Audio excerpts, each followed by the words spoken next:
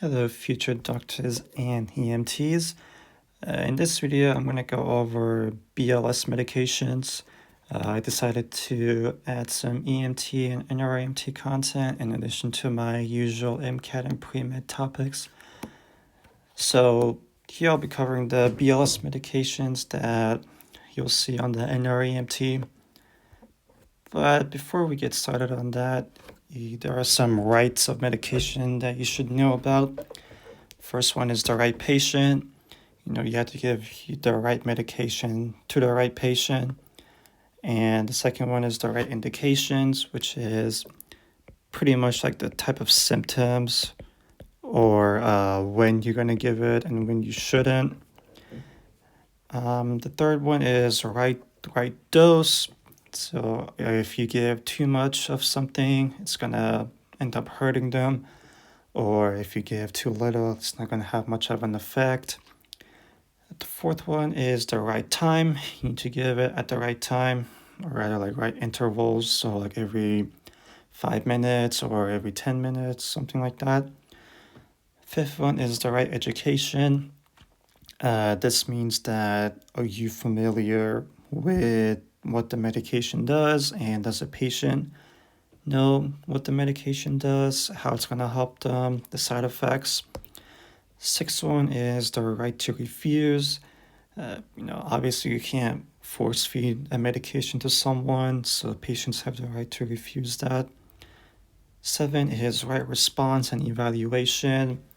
This means that are you monitoring your patient after giving it to them? Are they responding the way they're supposed to? Are you checking their vitals? And 8 is right documentations. If you do give a medication or if they refuse a medication, you have to document that on your report. The thing is, if you didn't document it, then did it really happen? Answer is no, it didn't. So with that one, the first medication is going to be aspirin. Some of you may be familiar with that, but in the EMT field, we give aspirin to those who are experiencing chest pain. The contraindication is, what that means is that when you shouldn't give it to someone. So obviously if they're hypersensitive or allergic, then you shouldn't give it to someone. If they have bleeding issues or ulcers, like stomach ulcers, and if they have an AMS, which is altered mental status, or the inability to maintain airway. And why that is that because the aspirin is going to be given by PO, which is per oral, and it's going to be in pills. So if they can't swallow it, you risk the aspiration or you're going to cause an airway blockage. So the mechanism of action for aspirin is basically what it does is that it prevents further blood clots from forming. And, the dose is going to be 81 milligrams per pill, and the max dose is going to be 4 pills, so 324 milligrams max dose.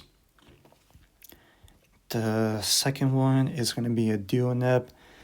This one actually contains 2 medications, which are 2.5 milligrams of albuterol sulfate and 0.5 milligrams of ipratropium bromide. So the indications for this, like you should give it to someone who is experiencing asthma, anaphylaxis, which is just a fancy word for an allergic reaction, and if they're experiencing COPD, which is just chronic obstructive pulmonary disorder.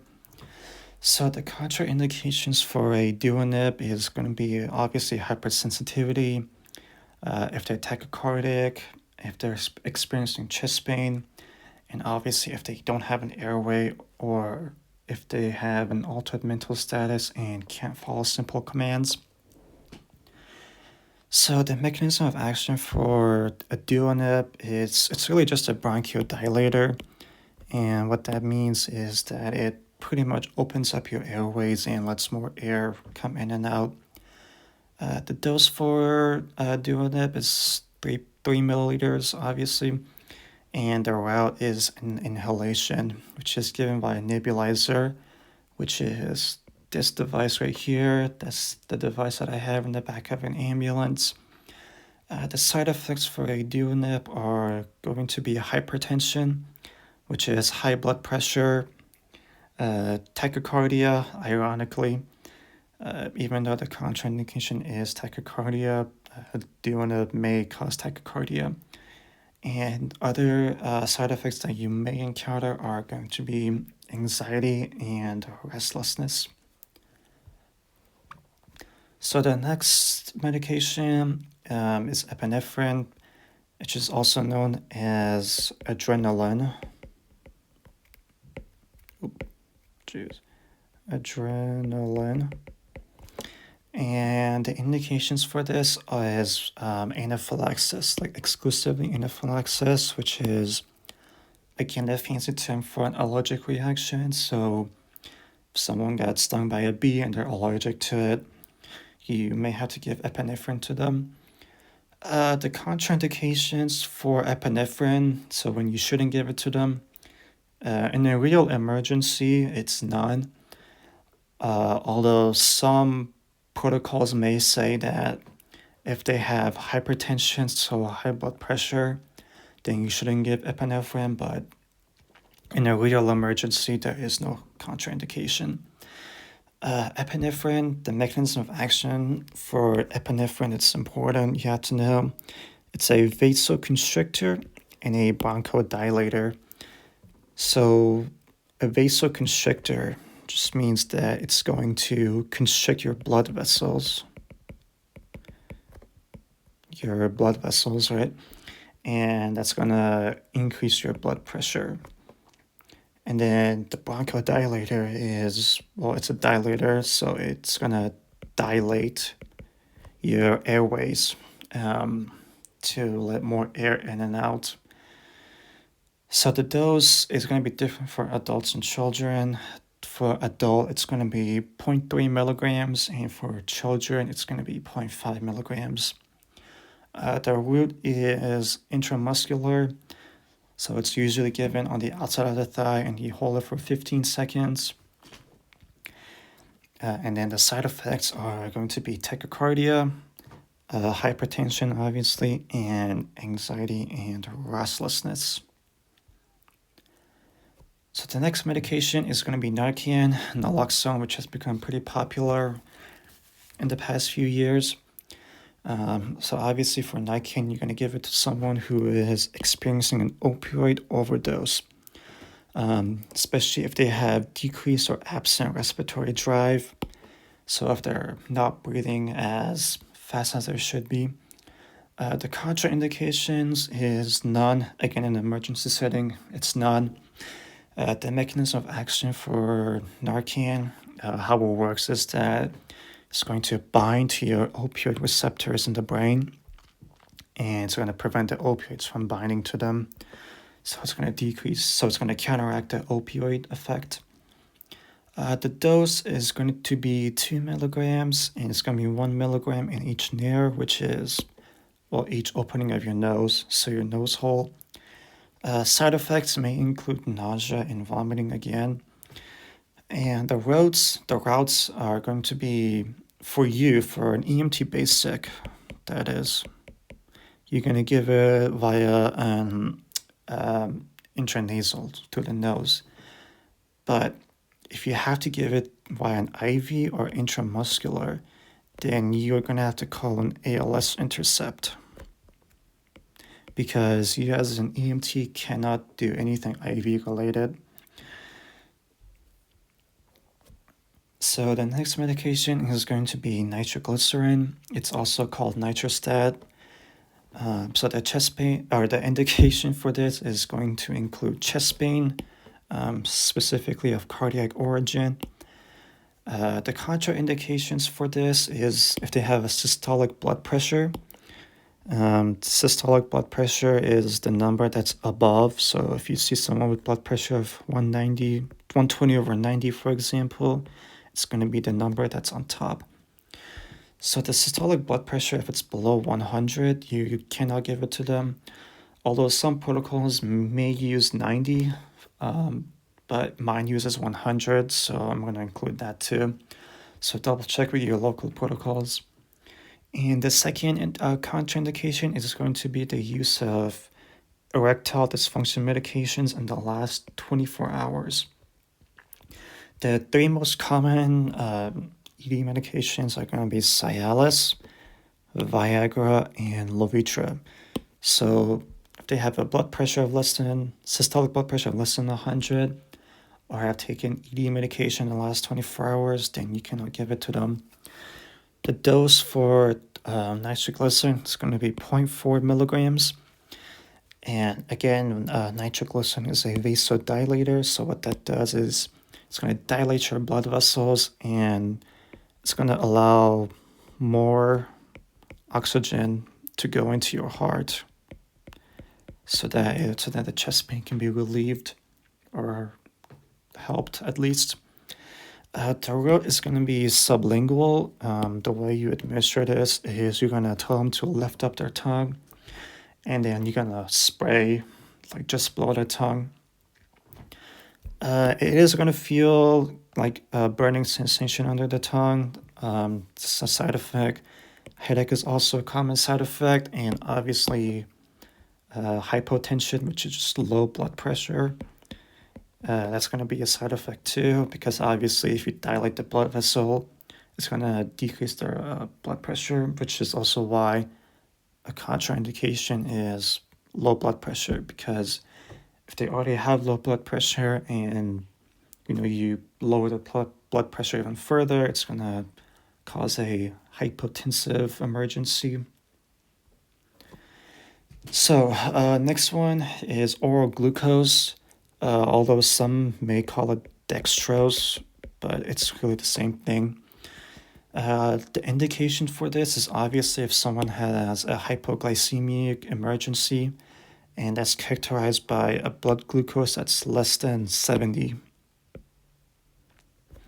The contraindications for this are obviously if they're unresponsive, decreased level of consciousness, or inability to maintain their airway or follow simple commands.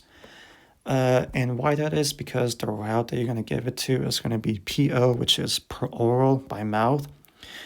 And side effects may include nausea and vomiting. And the dose is going to be 15 milligrams. And it's going to be given by a gel. So if they can't maintain their airway, or if they can't follow simple commands like swallowing, then you're going to cause an airway emergency, an airway blockage, right? So if that is the case, then you're going to have to call ALS so they can administer IV glucose. Because once again, you as an EMT basic cannot do anything IV related. So the next medication depends on your local protocols, if you're allowed to administer it or not. Mine does, so I'm going to write it here, and that's called ondansetron, also known as Zofran, and it's really just an antiemetic medication that you give to someone who's feeling nauseous and vomiting, and it helps with nausea and vomiting. The only contraindication is if they're allergic or hypersensitive to it. So I always say if they're allergic, you don't give it to them. And the dose is 4 milligrams for a dissolving tablet.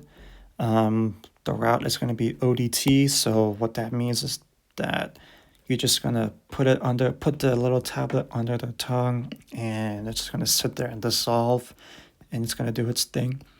If they cannot do that, then you're going to have to call an ALS intercept again so they can administer an IV if it's really necessary. And then the next one is going to be acetaminophen, known as Tylenol. This is a really common medication. I'm sure many of you have taken it. It's really just an antipyretic and analgesic. So what this means is that it helps with fever and it just relieves pain. and analgesic just means relieves pain. So the mechanism of action basically just blocks pain signals and inhibits pain signals. Contraindication for this one is going to be if they're hypersensitive again, and if they have a severe liver disease or liver problems, because acetaminophen is actually toxic to the liver. So if taken in high doses or the wrong doses, so if they do have liver problems, then it should be withheld. The route is going to be PO, so per oral, by mouth. Some side effects are going to be nausea and vomiting. It's just common for every medication. And the dose might differ per protocol. Mine is 1,000 milligrams for a max dose of 4 grams. So that's 4 pills. And that's every 4 to 6 hours. So 1 pill every 4 to 6 hours. Again, check with your local protocol on acetaminophen and its doses, but that's just mine. And then this last one, some may not say it's a medication, but it's technically considered a BLS medication, and that's oxygen. Good old oxygen. So the indications for this, obviously, if there's shortness of breath, dyspnea, and apnea. So apnea just means like no breathing, if they are completely breathless, like not breathing at all. And then dyspnea just means irregular breathing. The contraindications is none in an emergency settings, although some may say that the contraindication for this is COPD patients, because what they rely on, COPD patients rely on their hypoxic drive. So hypoxic drive to breathe, and that relies on low O2 levels in their blood. So when their oxygen levels are low, the brain tells them to breathe. And, if you give oxygen, that's going to cut off the hypoxic drive and they may stop breathing. That's generally true. But the thing is that in a real emergency, you never withhold oxygen. So if they really need oxygen, you never withhold it regardless of their conditions. The route is obviously going to be through the nose or the mouth. And the dose is going to be a little different. Instead of dosage, it's going to be a rate rather. You can give oxygen via nasal cannula, which is at a slow rate of 1 to 6 liters per minute. And then you have those non-rebreather masks for those who really need high flow oxygen. And that goes at a rate of 12 to 15 liters per minute. Now there's also the bag valve mask device, BVM, which is the inflatable bag that you can squeeze and it gives air. This is often during a CPR or if they are not breathing at all. And the rate is going to be different for children. For children, it's going to be 2 to 3 seconds, 1 breath every 2 to 3 seconds. And then for adults, it's going to be 1 breath every 6 seconds. And that pretty much is all the BLS medications that's going to be on the NREMT. Obviously, in the field, you may encounter much more, but these are the only medications that you are allowed to administer. And also, the most important thing is before administering any medication, you have to call your medical control and they will give you approval to give medications. The only medication that you don't need medical control approval is going to be oxygen. And so, I hope that helps with the NREMT and good luck with everything.